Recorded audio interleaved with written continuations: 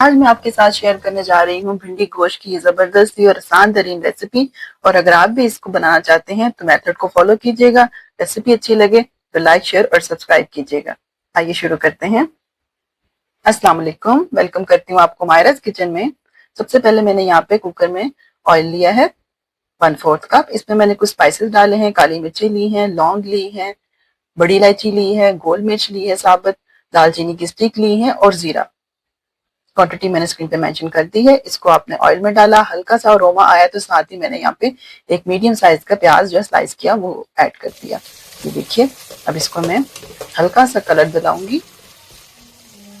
ये देखिए, हल्का सा जब ये पिंक हो गया तो मैंने स्टेज के ऊपर बीफ लिया है, कुछ हड्डी वाला है और कुछ गोल बोटी है, मिक्स गोश्त है, इसको ऐड कर दिया। अच्छे तरीके से इसकी हम 2 से 4 मिनट तक भुनाई करेंगे। इसके ऊपर देखिए इस तरह से व्हाइट व्हाइट सा हो जाए और एक शाइन सी आ जाए। ये देखिए, अब इस स्टेज के ऊपर मैं यहाँ पे लहसुन अदरक की पेस्ट डाल रही हूँ 1 टेबल स्पून। पेस्ट ऐड करने के बाद दोबारा से इसकी 2 मिनट तक भुनाई करनी है अच्छे तरीके से। और अब मैं यहाँ पे कुछ स्पाइसेस डाल रही हूँ। सॉल्ट डाला 1 टीस्पून, लाल मिर्च 1 टीस्पून, हल्दी 1 टीस्पून, जीरा पाउडर 1 टीस्पून, कश्मीरी मिर्च 1 टीस्पून और धनिया पाउडर 1 टेबलस्पून।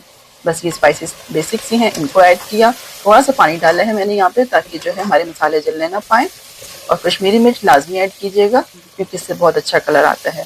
2 मीडियम साइज के टमाटर लिए, इनको मैंने बारीक स्लाइस काट के वो भी डाल दिया और इसको भी मैं अच्छे तरीके से भून लूंगी टमाटरों को गोश्त के साथ। ये देखिए, इस तरीके से टमाटर जब भुन जाए तो इस स्टेज पे मैं गर्म पानी जो है तकरीबन 3 ग्लास वो ऐड कर रही हूँ और मैं इसको प्रेशर लगा दूंगी 20 से 25 मिनट के लिए। पानी और प्रेशर का टाइम आपके कुकर पे डिपेंड करता है, आप खुद चेक कर सकती हैं। ये देखिए, प्रेशर खुल चुका है। अब मैं गोश्त को चेक कर रही हूँ।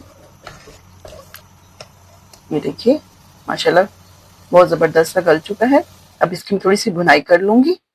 और दूसरी तरफ मैंने यहाँ पे पैन में ऑयल लिया है थोड़ा सा और इसमें मैंने भिंडी जो है तकरीबन 700 ग्राम, हाफ केजी से थोड़े ज़्यादा, वो ऐड कर दी इस तरीके से बड़े बड़े स्लाइसेस में।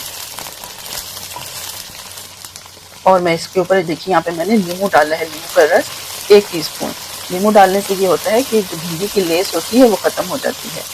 इस ट्रिक को लाजमी कीजिएगा, बहुत ज़बरदस्त सी खिली खिली भिंडी बनती है।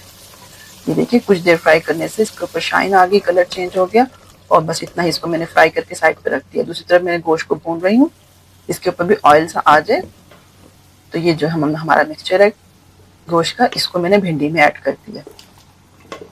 ये देखिए, अब मजीद मैं इसकी थोड़ी सी भुनाई करूंगी। जितनी ग्रेवी आपको चाहिए हो आप उतनी ग्रेवी ऐड कर सकते हैं। अगर थोड़ा सा पानी रखना चाहें तो पानी भी रख सकते हैं, लेकिन मैं यहाँ पे थोड़ी सी मैं ग्रेवी वाली बना रही हूँ, शोरबे वाली भिंडी नहीं बना रही।